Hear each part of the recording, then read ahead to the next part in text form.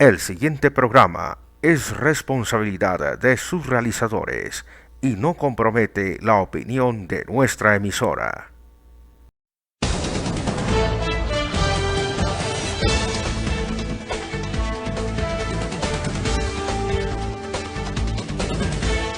Actualidad política con Alexander Ferns.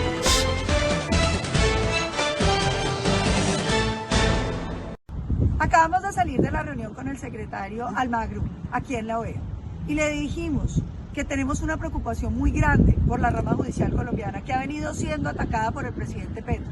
Primero, amenazándola de querer dar golpes blandos por tomar decisiones judiciales contra miembros de su partido. Y ahora, dándoles un asedio con banderas del M-19, lo que nos hacía pensar en los nefastos hechos del Palacio de Justicia y en el miedo que deben sentir hoy los magistrados de sentirse presionados. Pedimos respaldo para la rama judicial colombiana. Gustavo Petro no es una víctima, es el victimario, es él quien está atacando la institucionalidad y poniendo en riesgo la vida de los colombianos. Hoy la democracia de Colombia está en riesgo y apoyamos totalmente a la justicia colombiana y hemos venido a pedirle el apoyo a la Organización de Estados Americanos para que respalde la independencia de poderes y para que haga un llamado al gobierno nacional para respetar la democracia colombiana. Cuando la sociedad de un país normaliza sus males, es porque la pérdida de la moral ya es natural. Saludamos a todos nuestros oyentes en América y el mundo.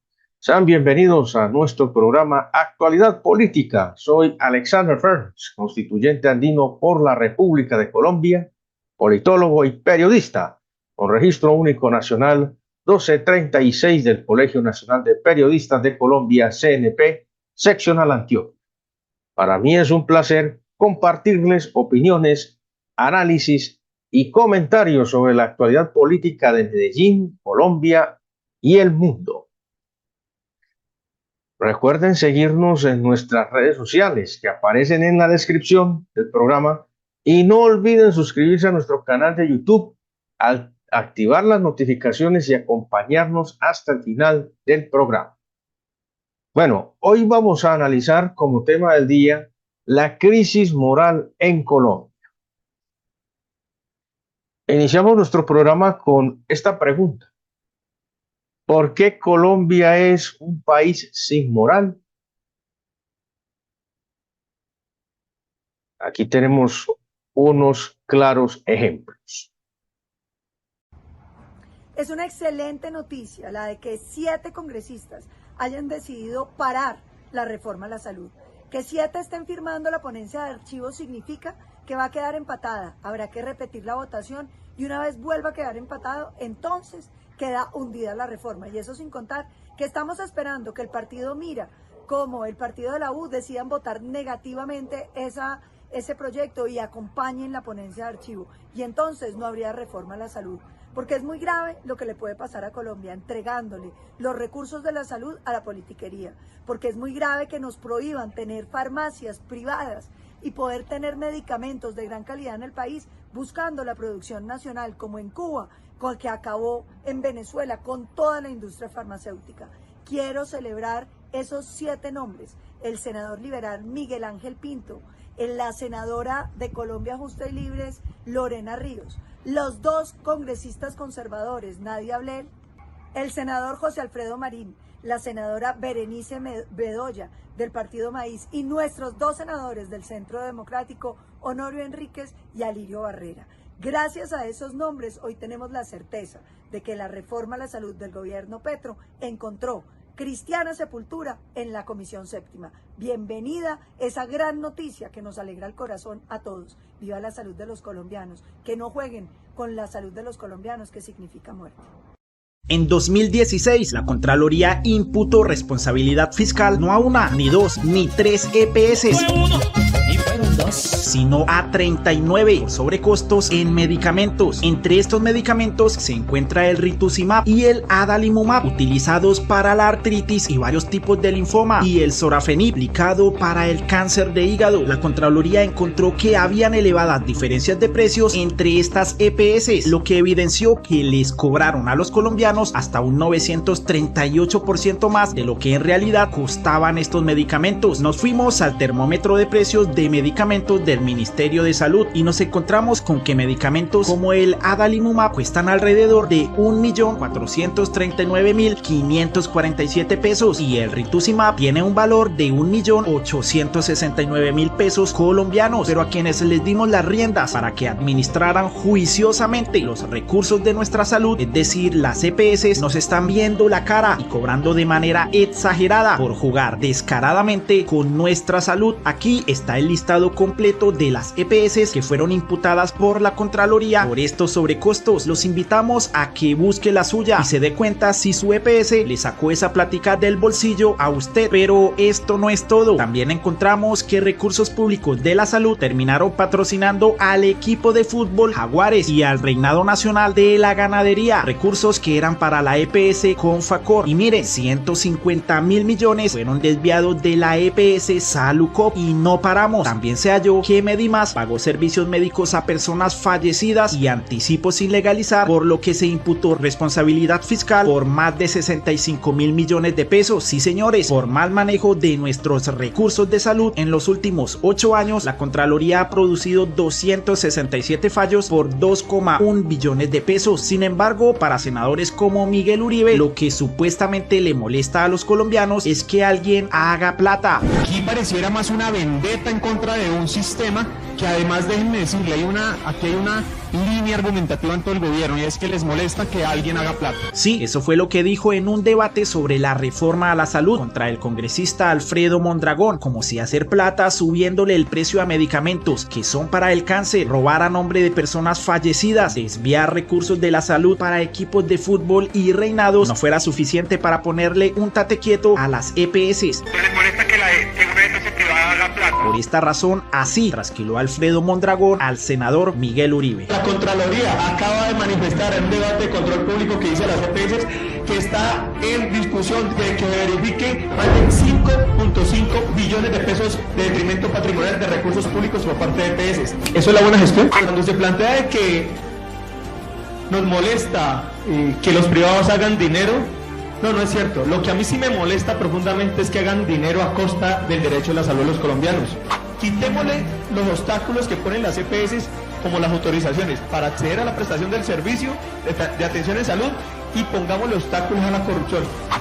Porque yo le digo, doctor Miguel Uribe, no aguanta lo que dijo su abuelo de llevar la corrupción a sus justas proporciones, y nosotros esperamos es enfrentar la corrupción y la ineficiencia con esta reforma a la salud. Y para responder a esta pregunta, debemos remontarnos a la historia, a la invasión española y los procesos de independencia. Sin embargo, el problema de la moral en Colombia va más allá. Primero, vamos a comenzar con la identidad. Este país no tiene identidad. Su nombre no corresponde a procesos propios del territorio, ni mucho menos a las milenarias culturas originarias. El nombre de Colombia significa tierra de Colón, así como lo oye. Nombre con el cual se le hace un homenaje a un invasor de la peor calaña, al primer genocida del continente, que no solo produjo el exterminio sistemático de más de 150 millones de nativos, sino que trajo consigo la desgracia de toda una civilización aborigen con la llegada de lo peor de la península ibérica. A nuestro continente no llegaron ilustres, no llegaron humanistas ni científicos, no llegaron eruditos ni pensadores. Lo que por desgracia llegó a estas tierras fueron presos, vagabundos, maleantes, ladrones, lo peor de la escala social española, con sus enfermedades venéreas, sus aberraciones y depravaciones. Eso fue lo que llegó de la corona española, con la bendición de la Iglesia Católica y su política de muerte en nombre de Cristo. Ahora, luego de hacer un breve recorrido por los antepasados españoles de las oligarquías rancias, es poco lo bueno que se puede esperar de ellos. Su nivel de humanismo, de ilustración y de sabiduría es prácticamente nulo. Su ignorancia habla a través de sus acciones a lo largo del tiempo. ¿Por qué debemos hablar de las oligarquías cuando se habla de la inmoralidad del país? Bueno, esta es otra pregunta que nos surge. ¿Por qué son las oligarquías? Y esta es la respuesta. Porque son las oligarquías las responsables del desastre de sociedad que tenemos. Son ellos y la Iglesia Católica los únicos responsables de que este país no tenga un horizonte. Porque con sus pésimas decisiones durante 156 años han destruido el futuro de una nación. ¿Y desde cuándo sucede esto? Pues desde 1867, cuando precisamente la Iglesia Católica y el conservatismo destruyen el proyecto progresista bolivariano de una nación potencia en el continente. Las oligarquías en cabeza de Rafael Núñez destruyen el proyecto bolivariano en 1867 y venden nuestro país a los intereses minúsculos y amañados de unas cuantas familias ignorantes que nunca tuvieron idea ni van a tener idea de dirigir un territorio como este. Sus acciones han sido concesionar al país, mejor dicho, entregarlo, primero políticamente, al ceder el poder regional a los Estados Unidos de Norteamérica, ceder el poder económico a unas cuantas familias, no entender el panorama y el papel del país en esta zona del mundo, y hasta ceder territorio a cambio de cualquier cosa. Así han sido las oligarquías rancias de este país. Para las personas que no estudiaron historia, que son una gran mayoría en este país, es importante que confronten esta información, confronten la información, lo que les estoy diciendo. Porque gracias a que la mayoría no leen ni procesan la historia, no hay conciencia colectiva y seguimos en el mismo círculo vicioso. Las oligarquías rancias y mediocres en la dirección de gobierno. Fíjense pues en esta situación. Las oligarquías rancias y mediocres siguen en la dirección de gobierno, siguen en cargos de gobierno y siguen desprestigiando recintos sagrados como el Congreso, el Capitolio y la misma Casa de Nariño, que mandó a construir Tomás Cipriano de Mosquera. Sí, estos recintos sagrados, que desde 1867 hasta 2022 han sido usurpados y ultrajados por sujetos indignos y sin cultura, sin sentido patriota y sin ningún tipo de vergüenza. Hemos llegado al colmo de tener criminales y delincuentes mafiosos de la peor calaña legislando en el Congreso. Es una total y absoluta vergüenza.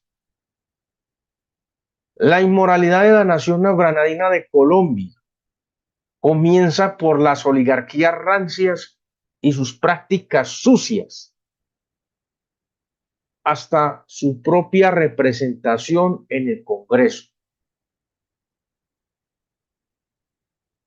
Sí, donde su presencia simplemente da asco, pudre el ambiente y lo hace insostenible, porque sus acciones son las que tienen al país sumido en el fango, mantener una política antisocial, antipatriota y antidemocrática en contra de todo un país. Todo lo que sea en contra de los derechos sociales de una sociedad, en una nación, es una tragedia, así como lo escucha. Mantener al país en crisis y sometido bajo las reglas de unas familias ignorantes, como son las oligarquías de este país, es una gran tragedia. Es por eso que vemos un montón de leyes que no se cumplen, que no sirven para nada. Vemos que los delincuentes tienen más derechos que las personas honradas, que la corrupción está en todas partes, en todos los niveles de la escala social, política, económica y de justicia, prácticamente como para acabar con todo esto y volver a comenzar. Bueno, muy bien. Después de este breve resumen, vamos a hablar de la crisis moral que se vive en la actualidad.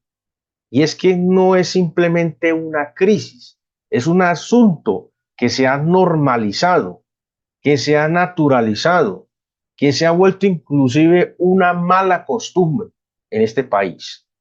En el actual Congreso existen unos personajes que primero no deberían estar en el Congreso, deberían estar haciendo cualquier otra actividad. Pero en este caso, como por ejemplo, pues deberían estar pagando horas por actividades sociales forzosas, a ver si algo aprenden de derechos sociales y humanos. Esto es algo que debería existir en la Constitución colombiana, pero bueno, eso es lo que tenemos en estos momentos. Bueno, voy a nombrar a tres de estos personajes nefastos. Primero, Paloma Valencia.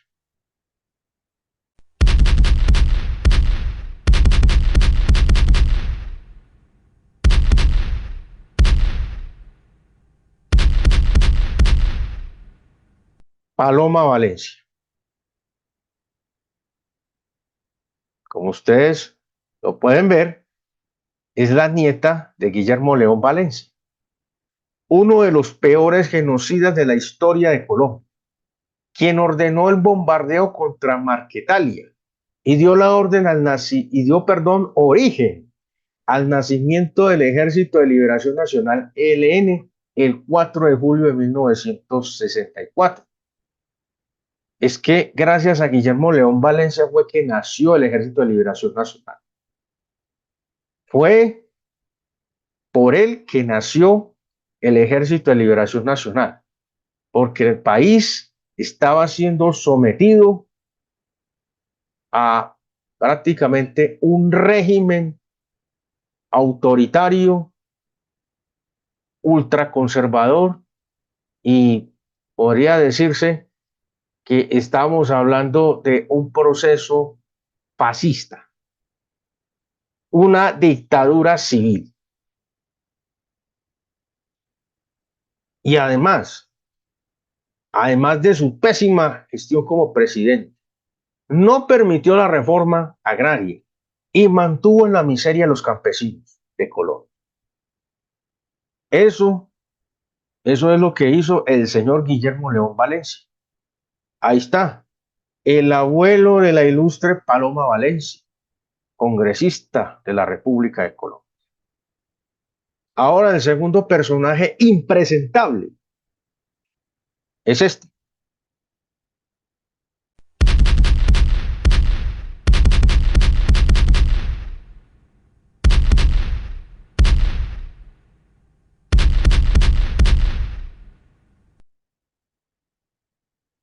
Miguel Uribe Turbay, nieto del perverso Julio César Turbay Ayala, uno de los peores presidentes en la historia de Colombia, quien además de su famosa frase, abro comillas, reduciré la corrupción a sus justas proporciones, cierro comillas. Imagínense ustedes esto. Y de imponer el impresentable decreto 1923 del 6 de septiembre de 1978, o mejor conocido como el Estatuto de Seguridad entre 1978 y 1982, con el cual se convirtieron toda clase de violaciones sistemáticas a los derechos humanos, además de permitir, como sus antecesores, la injerencia política norteamericana en territorio nacional. Aquí los norteamericanos han venido a hacer lo que quieren gracias a estos personajes. Bueno, y cerramos con este, quizá el menos presentable de los tres. Ustedes me van a preguntar, ¿pero quién es? Bueno, aquí se los vamos a presentar.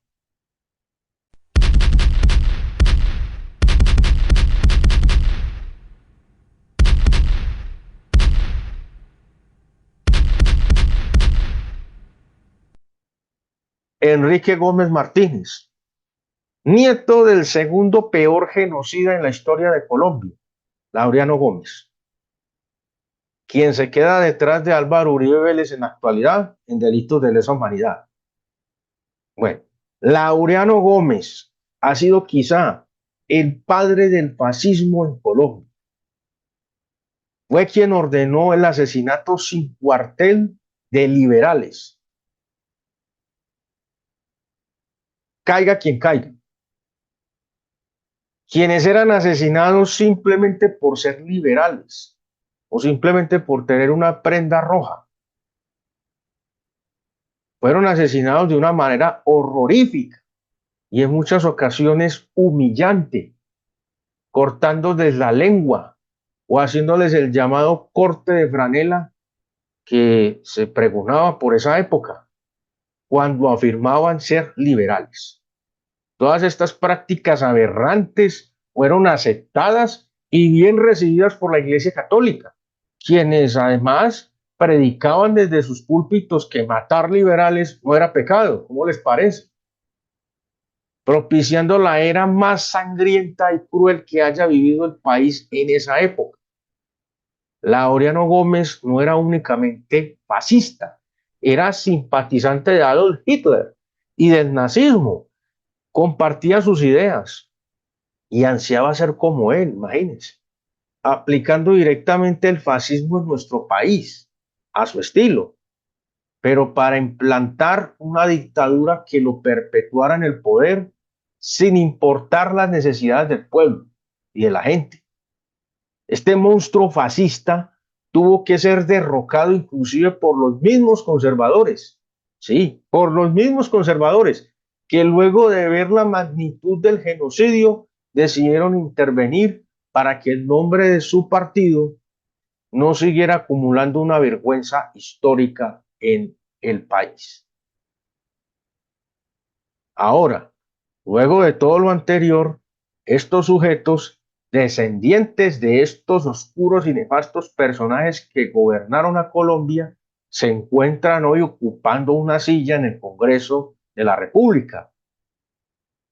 Claro, defendiendo el legado siniestro de sus abuelos, justificando la creación de la violencia política y promoviendo los sistemas de muerte, como el actual sistema de salud, que es el negocio de sus amigos, ¿sí? Los amigos de ellos, de unos cuantos que anteponen un beneficio personal por encima del derecho a la salud de todo un país, que convirtieron la salud en un negocio de muerte, además de seguir promoviendo la prolongación del conflicto que sus abuelos generaron, promoviendo un sistema pensional privado y desigual, que usa sus recursos para construir puentes que se caen y financiar centros comerciales de hijos de políticos expresidentes corruptos, que promueven la explotación laboral y la entrega del país a los capitales transnacionales. Ninguno de ellos ha sido patriota ni lo será. Sus familias no hicieron parte del proceso de independencia, no pusieron un centavo para financiar la independencia de nuestro país, ni tampoco una sola gota de sangre por la libertad. No han hecho nada por el país, absolutamente nada. Son unos parásitos aparecidos y oportunistas de la historia, que no deberían estar en el Congreso ni en altos cargos de gobierno. Bien, ahora algunos de ustedes me van a decir, uy, pero tú también eres descendiente de presidente y etcétera, etcétera. Bueno, entonces, ¿por qué los criticas a ellos si eres de la misma clase? Y yo aquí les vengo a decir, con la frente en alto y con toda firmeza, que no soy de la misma clase de esa gente que ha vendido al país y no ocupo altos cargos directivos públicos, ni mucho menos vivo de los recursos de la nación como un parásito.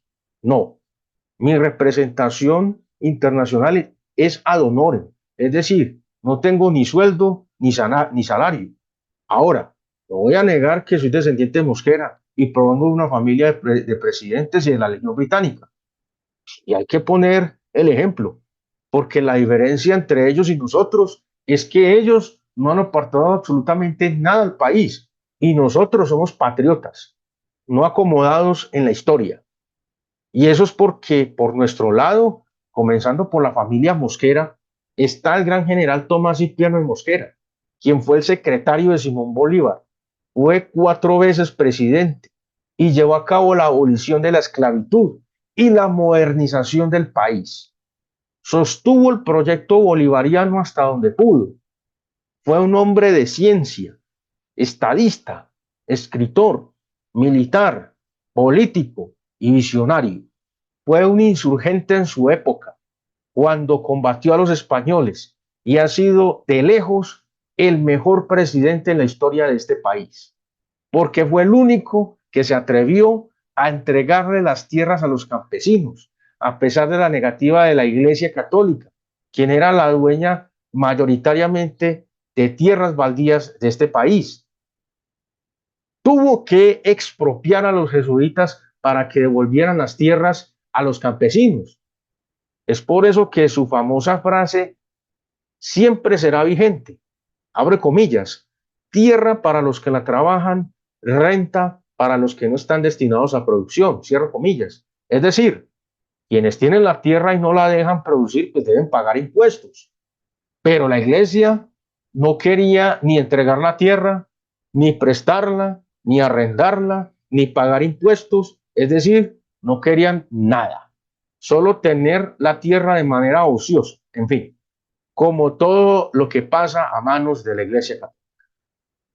Bien, volviendo a Mosquera, este insertó el sistema métrico decimal y creó el primer censo para la realización de estadísticas en este país. También impulsó el desarrollo de los ferrocarriles para que el país tuviera desarrollo en todos los sentidos y estuviera conectado desde Centroamérica hasta los Andes, en Ecuador, Perú, Chile, Bolivia, Venezuela, Brasil, en fin. Es decir, planeó incluir el tren por las selvas de Colombia, las selvas del Orinoco, del Amazonas. Pretendió industrializar el país e impulsar la política del libre cambio, el libre cambio comercial, para convertir a nuestro país en una potencia mundial y ver de frente a los Estados Unidos de Norteamérica. Pero los oligarcas mediocres que han estado en su curubito y la Iglesia Católica arrodillada con Rafael Núñez, el traidor, a la cabeza, pues no lo permitieron. No permitieron que el país se industrializara y se desarrollara y tuviera vías decentes, tuviera ferrocarriles desde esa época. Bueno, ya por el lado de la Legión Británica, nuestro ancestro directo, el coronel Ferns, acudió a la llamada en Inglaterra del libertador Simón Bolívar y con un contingente de más de 250 hombres en 1819 se embarcó rumbo a nuestro territorio para conformar la caballería junto con los patriotas venezolanos y se dispusieron a combatir al ejército realista de la corona española en la batalla del Pantano de Vargas y en la definitiva batalla de Boyacá, el día de la independencia, el 7 de agosto de 1819, ayudando inclusive a reclutar a campesinos, afrodescendientes y nativos, a quienes convenció de pelear por la independencia y ayudó a entrenar en tiempo récord. Su frase fue, abro comillas, mi sable al servicio de la libertad y la independencia de América, cierro comillas. Estuvo a punto de morir en batalla. Juró lealtad como lugarteniente del Libertador y hombre de confianza. Tuvo que ayudarle a escapar en el momento de que Francisco de Paula Santander mandó a asesinar a Bolívar. Tuvo que salir del país rumbo a Norteamérica. Regresó a Colombia, pero no se volvió a saber de él por la persecución de Santander hacia los integrantes de la Legión Británica que estuvieron cercanos al Libertador. Por nuestra parte, esta es la parte de la historia patriota de nuestros ancestros. Y por nuestra parte, pues hemos entregado un legado inicial. Estamos haciendo la historia. Estamos dejando el nombre no solo de la familia, sino del proceso patriota en alto. Porque hemos ganado a pulso y con nuestro trabajo estudiantil, como les dije antes, ad honorem, sin sueldos y sin salarios, estamos dejando un legado inicial. Desde nuestra representación internacional como constituyente andino por la República de Colombia, incluyendo 40 artículos y 3 capítulos completos en la Carta Social Andina de 2012, entre ellos los derechos constitucionales, el derecho internacional a la paz, el derecho a la educación pública, gratuita y de calidad, los derechos de las mujeres, los jóvenes, los pueblos originarios, los pueblos afroandinos, el medio ambiente, la movilidad humana y la movilidad académica y estudiantil para América Latina, entre otros importantes logros en materia cultural y social. Ese ha sido, en resumen, parte de nuestro trabajo actual con resultados, con persecución política, con bloqueo político y económico por parte de las oligarquías que les acabo de mencionar antes. Todo por reivindicar el proyecto bolivariano que continuó en la presidencia por 4 periodos mi bisabuelo Tomás Cipriano de Mosquera. Es por estas razones, en general, que, modestia aparte, nuestra voz tiene la autoridad suficiente para hablar de estas cosas y de los personajes en cuestión. Ahora, ustedes pueden ver la diferencia entre las familias oligarcas que no hicieron nada por la independencia del país y las familias patriotas que han dado lo mejor de sus vidas a la construcción de nación, inclusive en tiempos modernos, con persecución y bloqueos incluidos.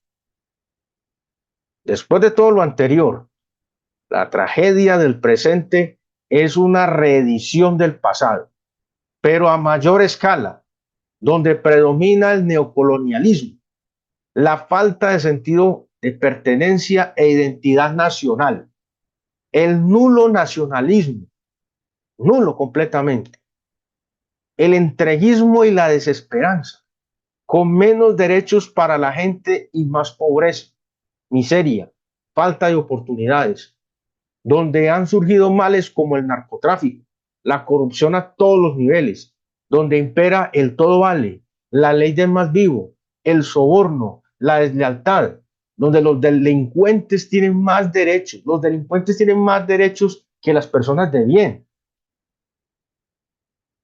que los corruptos tienen más oportunidades que las personas honestas, que el miedo se ha vuelto costumbre y la muerte se ha vuelto una opción de vida. Desde hace unos 30 años atrás se ha normalizado el problema del narcotráfico, la economía mafiosa y la corrupción. 3 males que ya parecen endémicos en nuestra sociedad y que la gente ya ve con normalidad, asumiendo esto como parte del sistema de valores. Imagínense, la cultura traqueta y criminal, todo esto sumado con los modelos educativos equivocados, la poca visión de país y el analfabetismo social y político. La gente no sabe de política, no conoce la Constitución, no conoce de derechos sociales, no conoce de los valores esenciales, lo más básico, respetar al vecino, respetar al otro. Y esto permite que los mismos delincuentes que viven saqueando al país desde 1867 gobiernen y sigan en el Congreso. Sigan con sus actividades ilícitas, sigan desinformando, comprando elecciones, comprando conciencias y decidiendo por todos para favorecer siempre a sus intereses, sus propios intereses, no los intereses de un país. Es hora de despertar. Es hora de despertar y no permitir que personajes nefastos, como los descendientes de genocidas y violadores de derechos humanos, sigan en la política, sigan en el Congreso y profanen con su presencia los sagrados recintos de la democracia, porque para ellos lo único que funciona es un sistema que privilegie sus intereses, que sostenga el aparato corrupto que permite que ellos sigan pegados como sanguijuelas, absorbiéndose los recursos del Estado, robando del erario público y transmitiendo mentiras a través de sus medios de comunicación aliados.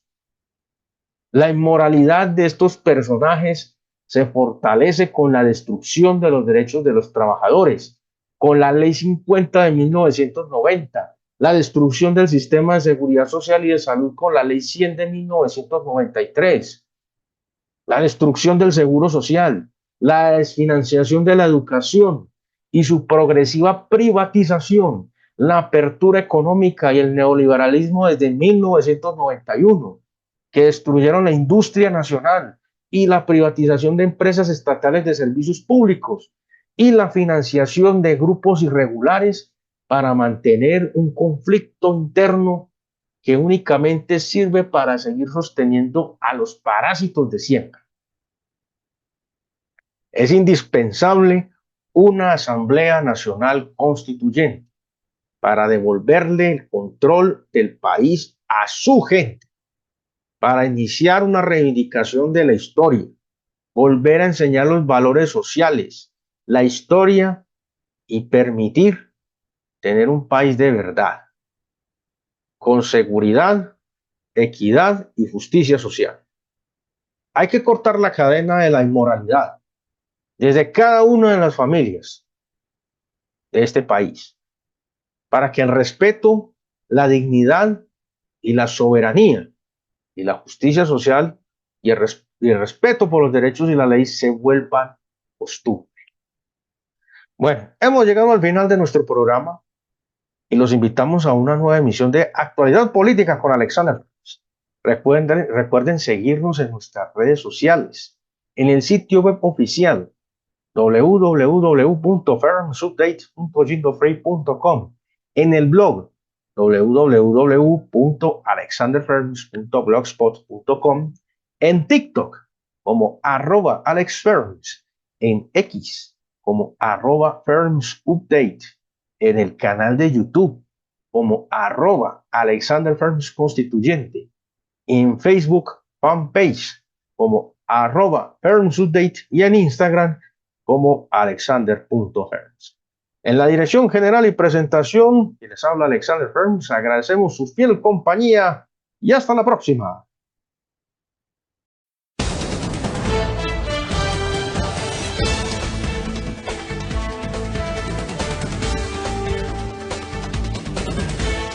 Actualidad Política con Alexander Ferms.